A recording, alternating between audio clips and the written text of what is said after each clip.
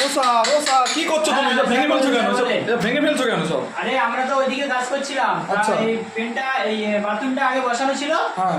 এখন এই মুহূর্তে এই ঢালটা যাচ্ছে না ভিতরে, মানে ঢালের যে জলটা যাচ্ছে না ভিতরে। আচ্ছা। তার জন্য এই ভেঙে তুলে দিয়ে আমরা নতুন করে বসাবো আচ্ছা আচ্ছা। মালটাকে। তো আমরা দেখতে পাচ্ছি এখানে ফাঁকা আছে, ফাঁকা। আগে মিস্ত্রি কাজ করে গিয়েছে এখানে। আচ্ছা, এটা তো পুরো ফাঁকা একদম। হ্যাঁ হ্যাঁ, ফাঁকা আছে, ওই জন্য আমাদের বললো যে আচ্ছা। বাড়িওয়ালা যে তুলে দিতে। তো এখানে কি সেম টাইস হবে না অন্য টাইস হবে? এটা অন্য টাইস দিয়ে দেবো। এই টাইসটাই তো ভেঙে গেছে, দেখতে আচ্ছা পাচ্ছ। আচ্ছা। এটা অন্য টাইস দিয়ে নতুন করে দুই টাইস হবে মনে হচ্ছে।